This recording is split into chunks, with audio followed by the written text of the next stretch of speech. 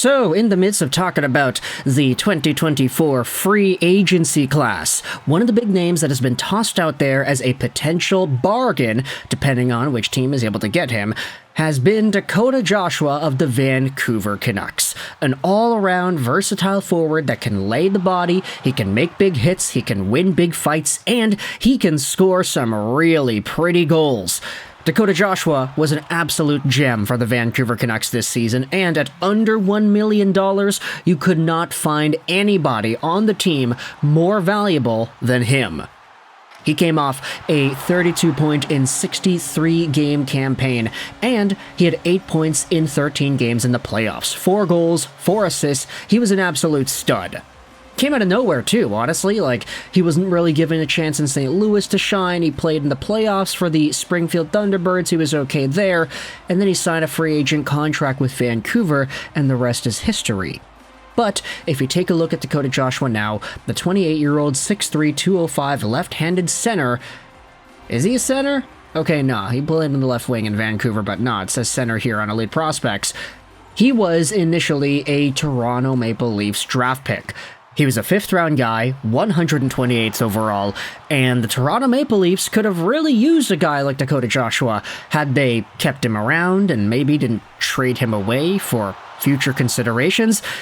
Yeah, that happened. It's how he was sent over to St. Louis in the first place. But when you want to talk about Dakota Joshua, before we dive into why the entire Toronto Maple Leafs thing is a big deal, I wanted to go over just the update as to what it's looking like right now. We're going to refer to this article on the Hockey News, and the title of the article is a really big one. Report, Canucks forward Dakota Joshua, quote, would be interested in signing with the Toronto Maple Leafs during free agency. This was published by Nick Barden earlier this morning, and it kind of got both fan bases excited. For different reasons, of course. Scroll down in this article and you'll see a comment made by Rick Dhaliwal on 2 days ago's edition of Donnie and Dolly. The Canucks and Dakota Joshua, who can enter free agency on July 1st, are not close on a contract, per Dhaliwal on Donnie and Dolly. And of course, that's not surprising. Dakota Joshua was so good that he'll probably get himself a significant raise. He was making under $1 million this season, and he should be making upwards of maybe 3 to 3.5, 4 even, if a team really wants to go out there and overpay. But with that in mind, let's talk about one of the teams that could overpay for him in this upcoming free agency period, and why he actually left them in the first place. According to The Athletic's James Myrtle on an episode of the Leaf Report podcast, the suggestions that Dakota Joshua wouldn't want to return to the Maple Leafs after the organization traded him to the St. Louis Blues in 2019, they're untrue. Myrtle says that the forward, who has set a new high in goals, assists, and 4 goals and 4 assists in the playoffs with the Vancouver Canucks this season, would be intrigued by a reunion with the Toronto Maple Leafs.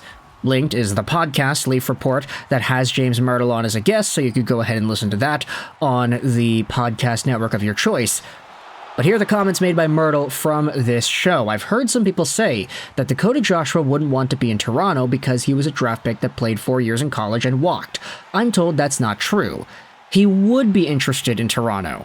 The reason he didn't sign with Toronto back then when he was a pick was because he thought it would be hard to break into the forward group at the time, given all the good young forwards they had. He thought going somewhere else would make more of an opportunity for the NHL faster. That's why he made that choice. So this seems to have been one of these situations where a guy really puts his own faith into his own hands. He says, yeah, okay, I'm a Toronto Maple Leafs forward prospect. I'm not going to find a way to break onto this team easily. So for the sake of making my career go along a smoother path, let's not sign with Toronto. I can go somewhere else, and we'll see what we can do then.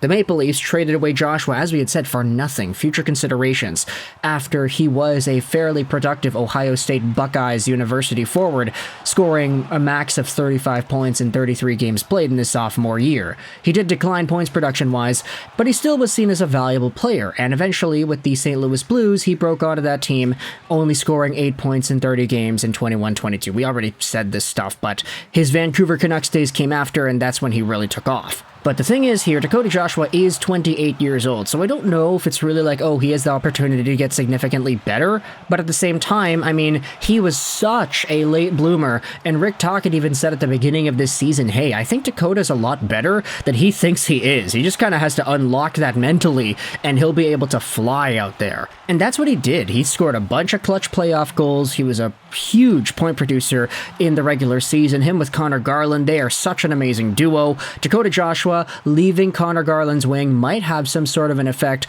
on his productivity, I'm not gonna lie. So if a team is gonna go out there and give Joshua the bag to incite him to leave, it's gonna have to be a big dollar amount, maybe 3.5, or if he wanted to reach 4, maybe. If the team is Toronto, I can see why the fit is there. Like, Brad Treliving expanding on the Domies, the Bertuzzis, the Reeves. He wanted these kinds of guys who play a physical style and who, in some capacity, maybe not in Reeves' case, but in the other two, can also score points. Dakota Joshua can do that, and honestly, if you play him with some of the better players on the Toronto Maple Leafs, it could provide a really unique playing experience. Like, we had seen Austin Matthews do very well with Zach Hyman. That guy's now an absolute monster in Edmonton. Matthews did well with Michael Bunting, who is really good now still. Carolina and Pittsburgh. If you try to put Dakota Joshua with Matthews and Marner, honestly, I think you might be getting yourselves a really good opportunity for the team and for the player, and I don't think it would be bad. I think he actually could find ways to adapt and use his physical style to be that sort of Hyman Bunting presence and create some nifty plays that those former two guys just were not capable of doing when they were playing with Marner and Matthews. Dakota Joshua is a very tricky player. He can make really interesting things happen on the ice that you wouldn't really expect out of a normal power forward, board-winning, fighting, hitting kind of guy. Like, he has a super unique way of creating offense that is difficult to pin down. So it's no surprise that teams would be willing to go out there and ask for him in free agency. And for Toronto, the fact that they want him back, I mean, this is kind of what happens sometimes when you trade guys away for nothing.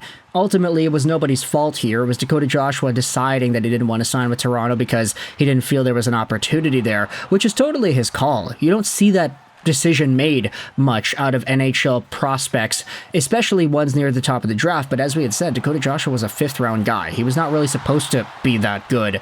The expectations are never there for 5th round selections, so Dakota Joshua, the fact that he's even in the NHL right now is a miracle, and the fact that he's this good is a miracle too. So let me know your thoughts in the comment section below about the Vancouver Canucks, the updates from Rick Dalibor that apparently the Canucks and Joshua are not close, and also the reports from James Myrtle that Dakota Joshua would be interested in signing in Toronto, but he only left in the first place because he didn't feel like there'd be a spot for him. Oh yeah, if you sign with Toronto right now, Dakota, you have a spot on this team. For sure. Is this the idea that you want if you're a Toronto Maple Leafs fan? Is this the guy that you think is worth it? What's the max you'd be willing to pay him on an AAV? If you slot him on your first line with Austin Matthews, let's just say, there's no reason you can't be paying this dude $4 million. And honestly, I'm kind of pulling for him to get it, because if Dakota Joshua gets $4 million, I'd be super happy for the guy, even if it is with the Toronto Maple Leafs and not the Vancouver Canucks. I just don't think the Canucks have it in them to give overpaying, qualifying money to guys that they just don't really see that value within. I mean, Patrick Allvin has been very conservative with the way he gives out money. He's only really signed one bad contract, to be honest, and that was Ilya Mikheyev. So let me know your thoughts in the comment section below about the Toronto Maple Leafs and Dakota Joshua. I hope you enjoyed this British 99, and bye.